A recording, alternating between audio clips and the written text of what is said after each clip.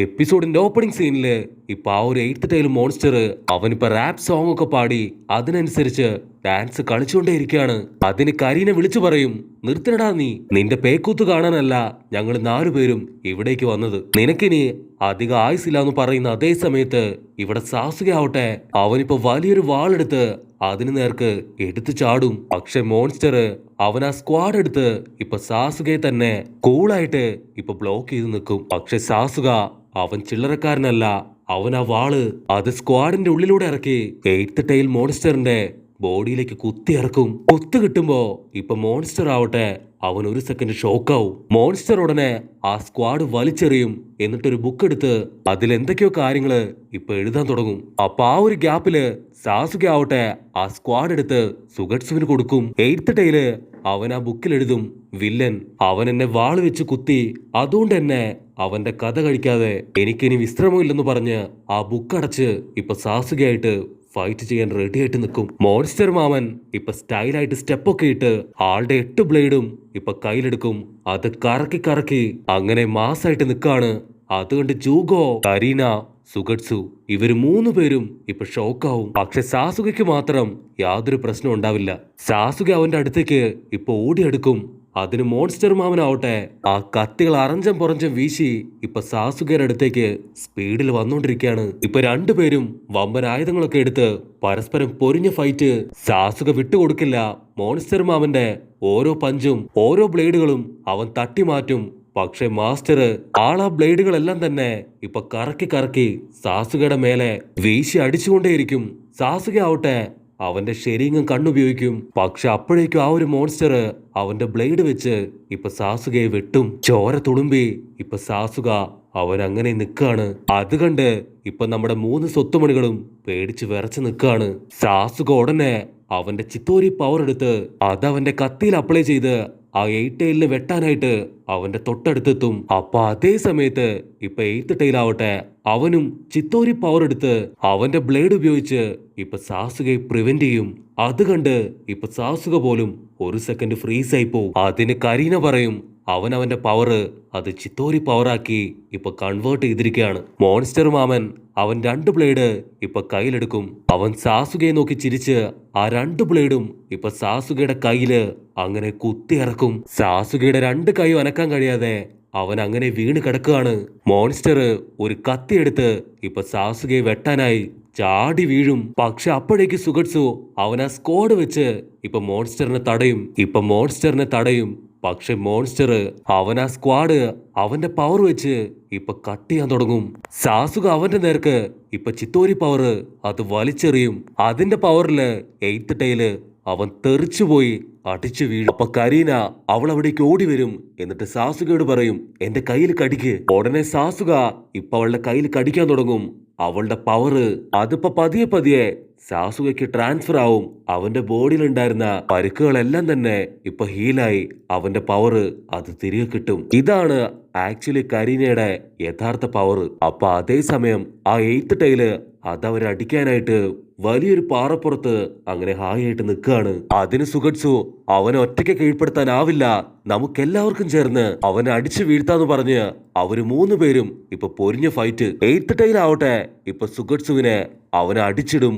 പക്ഷേ സുഗട്സു അവന്റെ water power കൊണ്ട് ഇപ്പൊ അവനെ പിടിച്ചു വലിച്ച് അങ്ങനെ ലോക്ക് ചെയ്ത് പിടിക്കും. ആ സമയത്ത് സാസുക അവൻ ചിത്തോരി പവർ എടുത്ത് അവനെ അടിക്കും. ആ ഗ്യാപ്പിൽ ജൂഗോ അവൻ കൈ ചുരുട്ടി ആ 8 ടൈലിനെ ഇപ്പൊ അടിച്ചു തെറിപ്പിക്കും. തെറിച്ചു വീണ ജൂഗോ ആവട്ടെ ഇപ്പൊ ഒരു പാറയുടെ പിന്നിൽ പോയി ഒളിച്ചിരിക്കും. അവന് മനസ്സിലാവും സിറ്റുവേഷൻ മോശമാണ്, അതുകൊണ്ടൊരു ഡ്രിങ്ക്സ് കഴിക്കാന്ന് പറഞ്ഞ് അവനിപ്പോ ഡ്രിങ്ക്സ് കഴിക്കാൻ തുടങ്ങും. അപ്പൊ കരീന അവൾ കറക്റ്റ് ആയിട്ട് അവനിപ്പോ എവിടെയുണ്ടെന്ന് സെൻസ് ചെയ്ത് കണ്ടുപിടിക്കും. കരീന കറക്റ്റ് ആയിട്ട് അവനെ സ്പോട്ട് ചെയ്ത് കാണിക്കും. അപ്പൊ ജൂഗോ അവൻ സാസുകയെ തൂക്കിയെടുത്ത് ഇപ്പൊ അവന്റെ അടുത്തേക്ക് വലിച്ചെറിയും.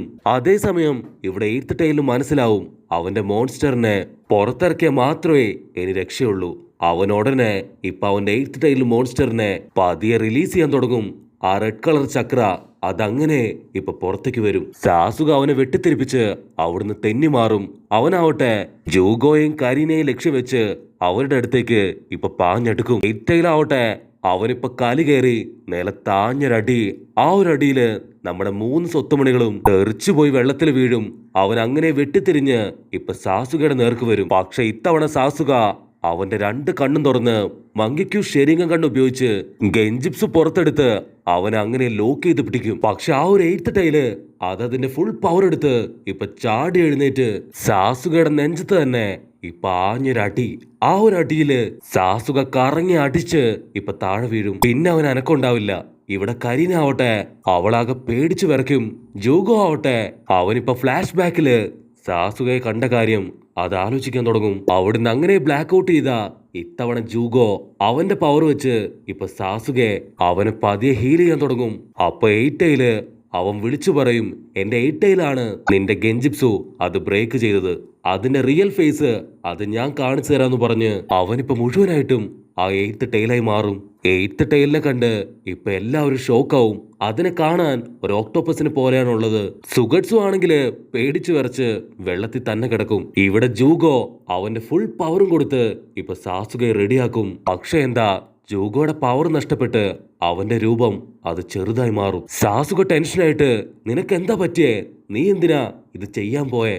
അതിന് ജൂഗോ അവൻ ഒരുപാട് വിഷമത്തിൽ പറയും, നിന്നെ കൂടെ എനിക്ക് നഷ്ടപ്പെടുത്താൻ കഴിയില്ല. 8th ടൈല് അത് പതിയെ ഇപ്പൊ നമ്മുടെ ആൾക്കാരുടെ അടുത്തേക്ക് വരും. അത് കണ്ട് സുഗട്സു അവൻ വാട്ടർ ജിപ്സ് കൊണ്ട് ഇപ്പൊ അതിന്റെ അടുത്തേക്ക് ചാടി എടുക്കും. അവൻ ഉടനെ വിളിച്ചു പറയും, ഗായ്സ് നിങ്ങൾ ഓടി രക്ഷപ്പെട്, ഇവന്റെ കാര്യം അത് ഞാൻ നോക്കിക്കോളാം.